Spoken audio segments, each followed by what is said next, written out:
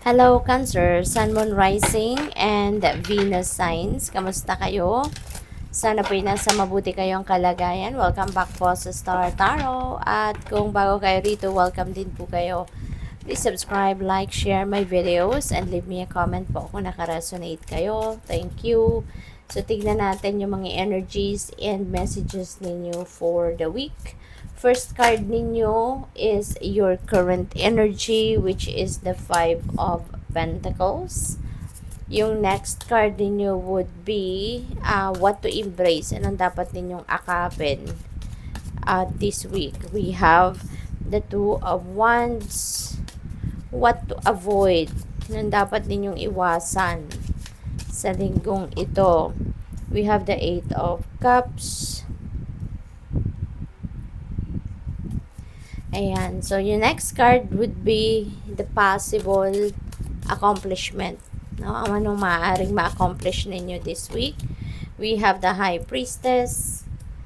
Ano yung mga blessings and opportunities na maaari ninyong ang dami nila. So, kukunin natin yan kasi iisa lang ang dapat nating kunin dito. Anong possible blessings and opportunities? We have the Eight of Pentacles. Ano naman ang mga maaring challenge or obstacle ninyo? We have Hierophant. And yung last card ninyo rito sa Tarot is the Advice of Spirit. Anong dapat ninyong tandaan, isipin ngayon, para tawag dito, mapatakbo ninyo, manavigate ninyo ng maayos ang buhay ninyo this week. So, yung theme ninyo for the week is the Page of Pentacles. Ayan. So, this is really beautiful. Kasi, merong mga offers na dadating. May mga balita, no? Merong mga lalapit sa inyo na maaaring mag-offer ng trabaho or baka merong mag-offer ng anything, no? Na pagkakakitaan ninyo, bagong money path.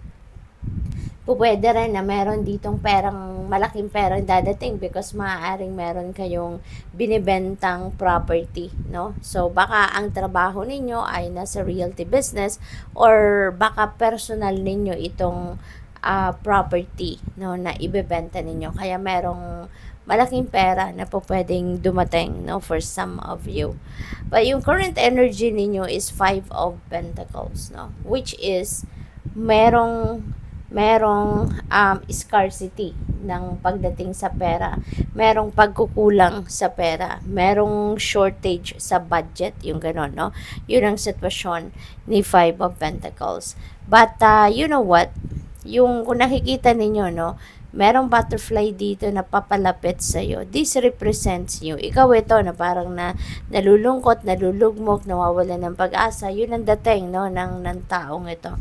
So, merong palapit na butterfly. Nandiyan na sa bubble niya, 'di ba? Yung butterfly. And butterfly resonates with pagbabago, with transformation. So, parang heads up na yan sa inyo na maghanda ka na, get ready, get on your feet, and get ready kasi may mga breakthrough na paparating. Merong mga sitwasyon or mga tao na pwedeng lumapit sa inyo or dadating na sa buhay ninyo para matulungan kayong malagpasan ang problema ninyong ito pagdating sa inyong kaperahang aspeto. And we have the Page of Pentacles, which is the theme ninyo for the week. So, maaari, no, na hindi lang isa, kundi dalawa, o kundi tatlo, mga ganon, ang maaaring financial opportunities na dadating sa'yo ngayon. Merong mga tao na lalapit sa iyo at magdadala sa inyo ng solusyon sa inyong problema, no? Dito na pinagdadaanan sa pera. Okay? So, what to embrace this week is Two of Wands. Magdesisyon kayo ng maayos. Okay? Dahil dito sa mga opportunities na to, nasa inyong mga kamay ang desisyon, nasa inyong mga kamay pagpipili kung alin dito yung kukunin ninyong oportunidad na sa tingin nyo makakatulong sa inyo, na sa tingin ninyo makakatulong sa inyo at mababago nito ang sitwasyon ninyo for the better. So, pagplanuhan, pag-isipan, use your own discernment, no, and judgment sa mga opportunities na to. Kasi, syempre, lalo na kung hindi lang isa yung oportunidad na dadating sa'yo, so baka ma-confuse ka kung ano yung mauna, yun na yun. Diba? So, tignan ninyong maigi. Tignan ninyong lahat ng opportunities na yan na lumalapit sa inyo and choose wisely para, alam mo yon, makuha mo kung ano yung mas magiging beneficial for you. Alright? So, ano yung mga kailangan ninyong iwasan? Sa ngayon, we have the 8 of Cups. So, ito yung dapat ninyong iwasan dito na matakot, no? Avoid to be fearful. Avoid to fear change. Kasi, maaari, no, na meron kayong sitwasyon dito sa ngayon na parang ayaw nyo na rito Hindi na kayo masaya, hindi na kayo komportable.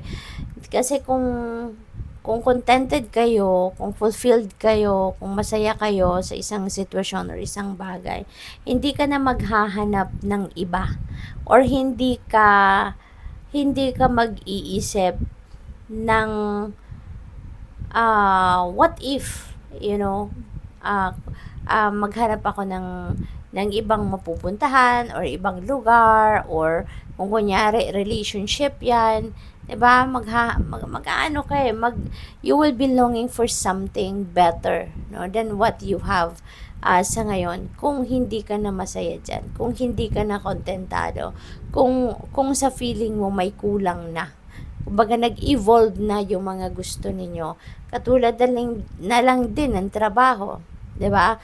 Kung hindi na fulfilling sa inyo ang trabaho, doon ka magsisimulang mag-isip, no, na parang gusto ko ng ganito, parang gusto kong baguhin or gusto kong magbago ng trabaho, gusto kong mag-apply somewhere else. Kasi there's something missing na, no, sa nararamdaman ninyo. Parang meron ng puwang, meron ng missing piece doon sa nararamdaman ninyo, sa mga nangyayari na sa buhay ninyo. Otherwise, kung masaya ka pa dyan, contented ka pa, fulfilled ka pa, hindi ka makakapag-isip na it's about time na to bring change, no? Sa kung anumang parte ng buhay ninyo yan. So, ngayon, maaring may ganun kayo, no? So, siguro, let's say, sa trabaho, baka ang iba sa inyo, nagsha-shopping kayo ng ibang company na pwede ninyo pagtrabahuan, baka nagtitingin-tingin kayo ng mga mga vacancies, no, sa ibang kumpanya, 'di ba?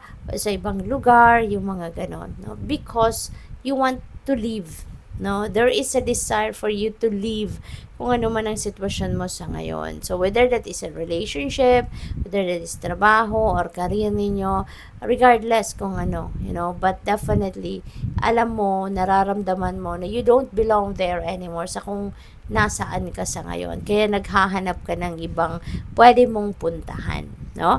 And yun ang dapat mong iwasan ngayon, no? Yung matakot ka sa pagbabago. Kasi minsan nakakapagplano tayo ng ibang bagay, ibang gagawin, pero hindi rin naman natin may sa katuparan, 'di ba? Kasi natatakot tayo. Sometimes may ganun tayong mga pangyayari at yun ang dapat ninyong iwasan sa ngayon. Kung gusto ninyo talaga na umalis na sa sitwasyon ninyo sa ngayon, whatever that is, then gawan ninyo ng paraan. Take action towards that. No? Huwag ninyong hayaan na ma-stagnate kayo sa isang sitwasyon na alam ninyo sa puso ninyo na your heart doesn't belong there anymore. Kasi hindi ka na magiging masaya. In a way, parang papahirapan mo yung sarili mo na na-stuck ka na dyan. Alam mo namang meron ka pa rin naman choice, alam mo namang marami ka pang pwedeng gawin, pero hindi mo ginagawa kasi natatakot ka. 'Diba? So, yun, wag kang ma-stuck sa isang sitwasyon na alam mong hindi na yun makakabuti sa'yo or hindi ka na masaya dyan. Because there are so many choices. There's so much potential out there. Okay? So, anong possible ninyo na maging accomplishment sa ngayon? Cancer, we have the High Priestess. Ayan. So, High Priestess is, it's about intuition. This is a reminder para sa'yo na you have, you have guidance, no? You have guidance from the divine. Pakinggan ninyo ito para magkaroon kayo ng kalinawan sa inyong isipan, magkaroon kayo ng clear direction of where you are heading. Diba? Kasi divine guidance yun eh. No? Yung ating intuition, that is divine guidance. That is the divine na tayo, binubulungan tayo kung ano ang dapat, kung anong makakabuti para sa atin, something like that. Okay? Kaya, yun, makinig kayo sa inyong intuition. Use your wisdom, no? Matalino ka, ang dami mo nang alam, ang dami mo nang natutunan sa buhay. Use that, no? Gamitin mo yan to your advantage. And anong mga blessings, no, and possible opportunities that might come your way this week? We have the Eight of Pentacles. So, siguro talaga ang iba sa inyo dito, maybe you are going to head towards changing your career. Baka meron ditong baka magkakaroon kayo ng bagong trabaho or that's what you are planning, no? Na mag-change ng career path, mag-change ng trabaho, 'di ba? So, maaaring may plano kayong ganon. So, maybe ito yon, no? Ito yung gusto mong iwanan, yung trabaho mo, yung old job mo, yung old career mo, you know? So, siguro ngayon, siguro naghahanda ka na sa ngayon. Maybe you are getting ready for that career change. Siguro naghahanda ka na, 'di ba? Naghahanda ka na doon sa bagong path na gusto mong tahakin, no? Maybe nag-aaral ka, nagre-research ka, or, you are empowering yourself. You are reinventing yourself para maging ready ka for anything, no, na bagong path na mapupuntahan mo or pipiliin mong puntahan. So, with the Hierophant, this is the possible obstacle, no, na pwede ninyong ma-encounter this week. And probably you are seeking for someone, baka naghahanap ka ng tao na pwedeng makatulong sa'yo na malinawan ang inyong kaisipan, no? Kasi baka nagdadalawang isip ka din, maybe yung parang torn yung puso mo. Gusto mong magkaroon ng pagbabago yung buhay mo, lalo na sa trabaho, career, pero parang naano ka rin, yung parang nasasaktan ka din is na iniisip mong aalis ka na sa old job mo, 'di ba? Yung parang ganon. Kaya parang gusto mo na magkaroon ka ng makakausap na makakatulong sa iyo, na gumaan ang pakiramdam mo, makarinig ka ng ibang perspective, makarinig ka ng ibang opinion. Yung parang meron ka lang pag-aanuhan, pag-share ng nararamdaman mo, parang ganon.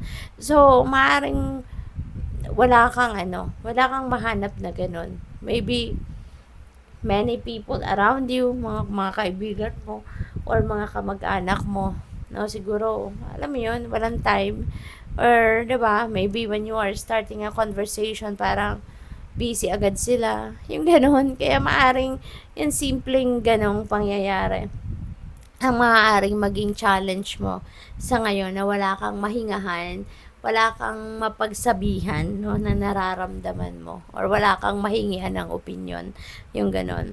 So, yung advice sa inyo ng spirit sa ngayon is the Magician energy. 'Di ba? Start taking action, Cancer. Kaya mo 'yan, no? Marami ka ng pinagdaanan sa buhay. You've gone through a lot of different kinds of problems sa buhay. Pinatibay ka na ng panahon, pinatatag ka na ng panahon. Kaya wala nang problema na hindi mo makakayanan. Wala nang obstacle sa buhay na hindi mo malalagpasan, no? Kaya kung ano man yung iniisip mo, and kung sigurado ka na yan ay yun ang ikakasaya mo, yun ang ikakabuti ng inyong sitwasyon, yun ang ikakasaya ng soul mo, then go for it, no? Magician, whatever it is, no, that you want to accomplish, maa-accomplish mo yan. Whatever it is na hahawakan mo will turn to gold, 'di ba? Ganon si magician. Kaya kapag nagsimula ka, excuse me po, when you decide to start taking action, no, tignan mo yung sarili mo. Dapat ihanda mo muna yung sarili mo. Kasi once na magsimula ka dito, mag-take ng single step, tuloy-tuloy na yan. Hindi mo na yan bibitawan. Okay? Kaya dapat ready ka. When you start taking action towards whatever this is na gusto mong tahaking path sa ngayon, tuloy-tuloy na yan hanggang sa makuha mo ito. Okay? Congrats sa iyo and good luck. So, tignan natin kung ano ang inyong final message for today. We have detox. Ayan. So, yung mga kaguluhan sa isip mo, yung mga confusion mo, yung mga yung fragmented ang isip mo sa ngayon, no, you need to let go of that. You need to release it na, Kaya ngayon, parang panahon, no? It's time for you to detox yourself. Okay? Detox yourself. Tanggalin mo na yung mga mind chatter, yung mga negative energy, negative thoughts, feelings, and emotions niyo. Tanggalin nyo na yan kasi magiging bagahe mo lang yan, makaka-derail lang yan ng mga plano mo or ng mga pangarap mo. Okay? So, it's about time na for you to detox your life and detox yourself. Thank you for watching. Love and light. Namaste.